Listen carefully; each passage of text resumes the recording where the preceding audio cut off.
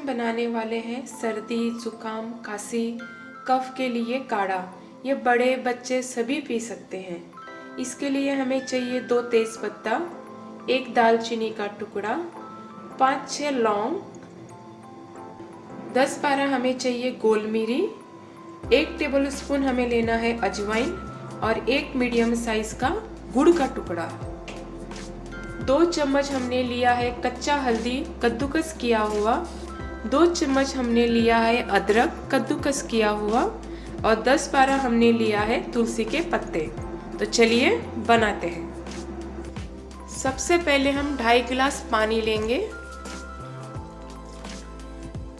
इसे हम बॉईल करेंगे। अच्छे से उबाल आने के बाद बाकी का सामग्री इसमें डालेंगे। ये देखिए फ्रेंड, हमारे पानी में अच्छे से उबाल आ गया है। अब इसमें हम अपना मसाला डालेंगे। 2 तेज़पत्ता और ये सारे मसाले पहले डालेंगे।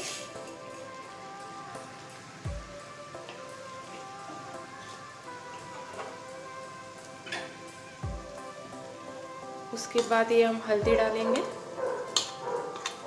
अदरक और हमारे तुलसी पत्ते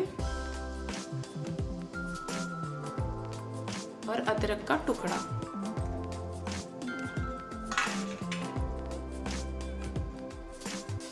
इसे हम तब तक उबालेंगे जब तक आधा पानी रह ना जाए। हमने 2.5 गिलास पानी लिया है, उसका आधा पानी ना रह जाए तब तक हमें इसको पकाना है।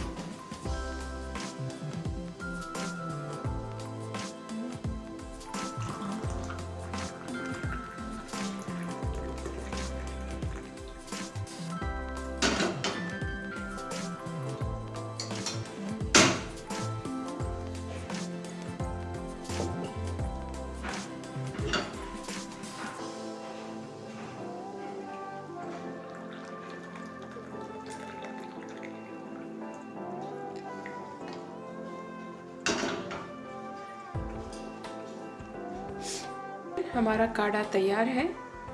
इसे आप आधा कप ले सकते हैं इस तरह से। इसे आप दिन में 2-3 बार ले सकते हैं। इसे गरम गरम ही पीना है, जैसे चाय पीते हैं ना, बिल्कुल वैसे।